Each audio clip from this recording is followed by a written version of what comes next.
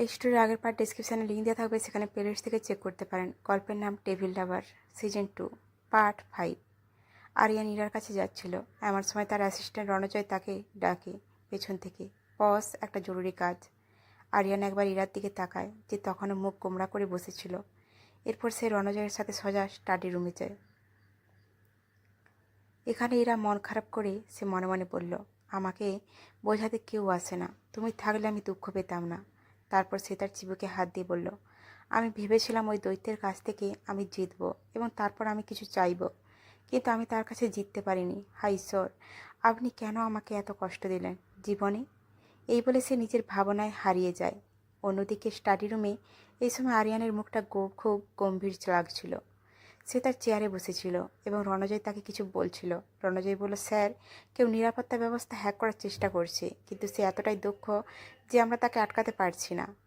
কিছু ভাবতে ভাবতে আরিয়ান বলল, এই পৃথিবীতে কি এইমাত্র এক্সপার্ট ওই লোক বাকি আছে? পৃথিবীতে অনেক লোক আছে।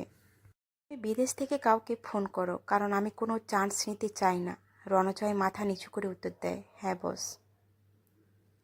আরিয়ান তখন উঠে স্টাডি রুম থেকে বাগানে চলে যায়, যেখানে ইরা তখনও ওইভাবেই বসেছিল। আরিয়ানের মুখে হাসি ফুটে ওঠে ওকে এভাবে দেখে। সে গিয়ে তার খুব কাছে বসে। ইরা তার আকস্মিক দৃষ্টিভঙ্গি দেখে চমকে যায় এবং পেছনে সরে যাওয়ার চেষ্টা করে। সে তার ছোট হাত দিয়ে নিজের এবং আরিয়ানের মধ্যে দূরত্ব তৈরি করে বলল, তুমি কি চুইংগাম নাকি ফেবুকুইক যে সারাক্ষণ আমাকে আঁকড়ে থাকো? আরিয়ান ওর দিকে তাকিয়ে ওর কোমর ধরে জোর করে কোলে বসিয়ে দিল এবং তার চোখের দিকে তাকিয়ে সে বলল, আমি চুইংগামও নই, ফেবিকুইকও নই, আমি তোমার আসক্ত, আর তুমি আমার নেশা। ইরা বড় বড় চোখ করে ওর চোখের দিকে তাকাচ্ছিল। কেন জানি না, আরিয়ানের থেকে দূরে থাকতে ওর ভালো লাগছে না। সেইভাবে তার চোখের দিকে তাকিয়ে থাকে।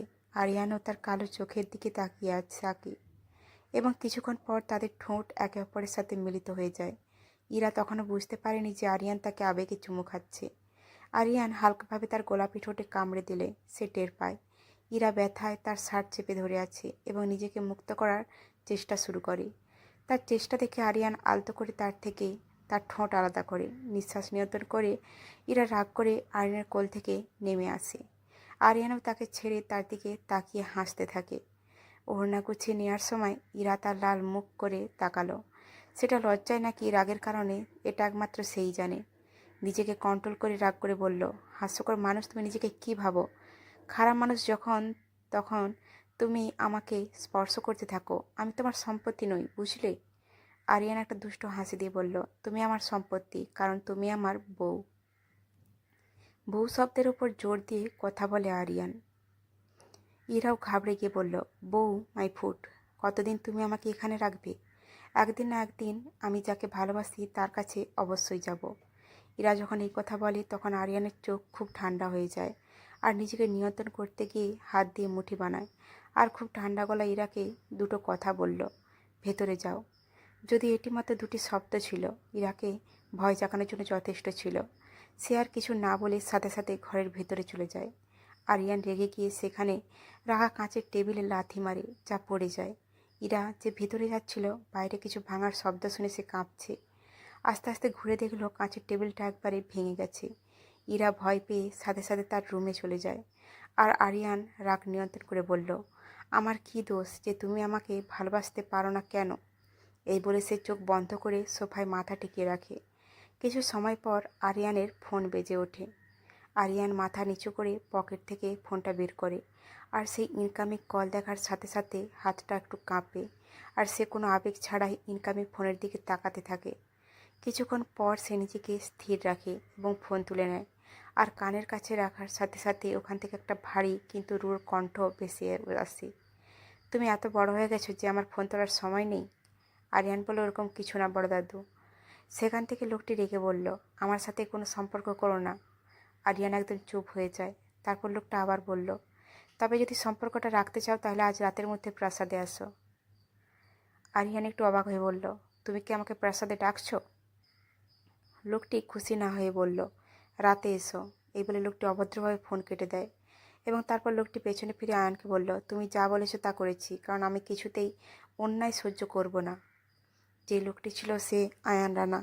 তার দাদু তার ফাঁদে আটকে গেল এবং সে তার কাঁধে হাত রেখে বলল, চিন্তা করা না আয়ান, আমি ওই অপদার্থটাকে এখান থেকে যেতে দেব না যতক্ষণ না তুমি তাকে তার খপ্পর থেকে না বের করবে।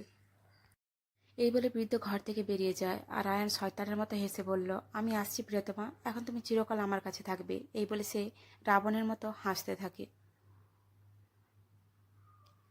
এদিকে কিছুক্ষণ পর আরিয়ান ইরার রুমে আসে এবং ইরা অকারণে একঘেয়ামি করে টিভির চ্যানেল পাল্টাতে ছিল এবং সে খুব বিরক্ত হচ্ছিল। আরিয়ান তার কাছে এসে কোনো আবেগ ছাড়াই তাকে বলল, আমি জয়পুর যাচ্ছি এবং আজ রাতেই ফিরে আসব। চারিদিকে পাহাড় রয়েছে, তাই পালানোর চেষ্টাও করবে না। তার চলে যাওয়ার কথা শুনে ইরা তার দিকে তাকাতে থাকে, কিন্তু সে কিছু বলে না। আরিয়ানও তাকে দেখে ওয়াশরুমে চলে যায়। কিন্তু সে চলে যাবার পর ইরা আতঙ্কে নিজেকে বলল, আমি এত অস্থির বোধ করছি কেন? সে যেখানে থাকুক না কেন, আমি তাকে নিয়ে কেন ভাবছি, কিন্তু আমার মনটা নার্ভাস লাগছে কেন? না,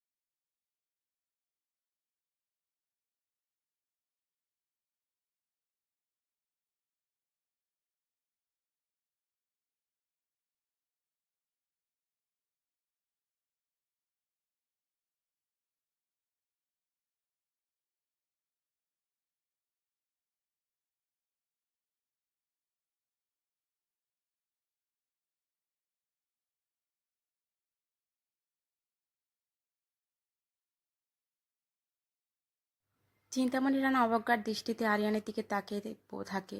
বসতে ইশারা করে। আরিয়ান কোনো আবেগ ছাড়াই বসে পড়ে। চিন্তামণি রানা খুব অহংকার করে বলল, স্বাগতম, এখন তুমি আজ এখানে থাকো আর আমাদের সাথে কিছু সময় কাটাও, হয়তো আমরা আমাদের নাম দেব।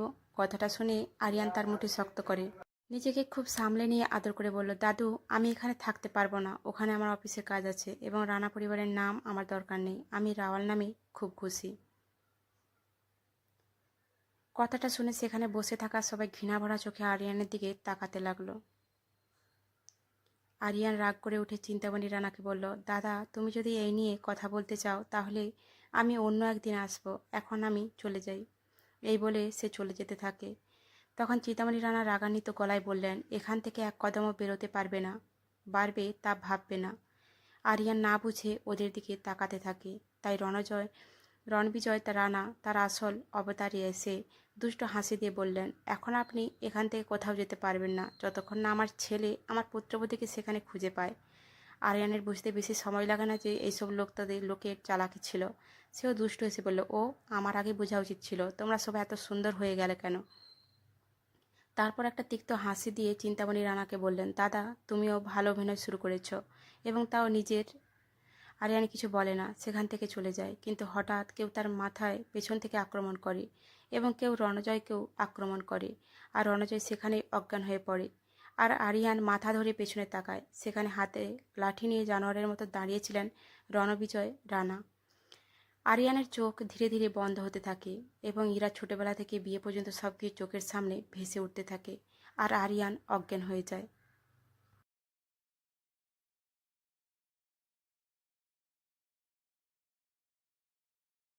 অন্যদিকে মুম্বাইয়ে এখন ইরা অত্যন্ত নার্ভাস এবং অস্থির বোধ করছিল। সে রাতের খাবারও খায়নি, তার মন শুধু আরিয়ানের কথাই ভাবছিল।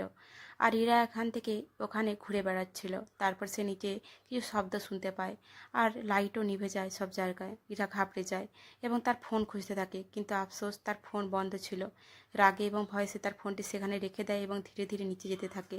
কিন্তু কিছুক্ষণ পর পরিবেশ সম্পূর্ণ শান্ত হয়ে যায় এবং আলো জ্বলে ওঠে। ইরা খুব নার্ভাস অনুভব করতে থাকে। সে আবার সাহস জোগাড় করে নিচে যেতে শুরু করে। সে যখন নিচে নেমে আসে, সে দেখতে পায় একজন লোক সোফায় বসে আছে। সে বুঝতে পারছে না কে পেছন থেকে। তারপর সেই লোকটি কণ্ঠস্বর আসে, যে সম্ভবত ইরাকে বলছিল, প্রিন্সেস, আমি তোমাকে নিতে এসেছি।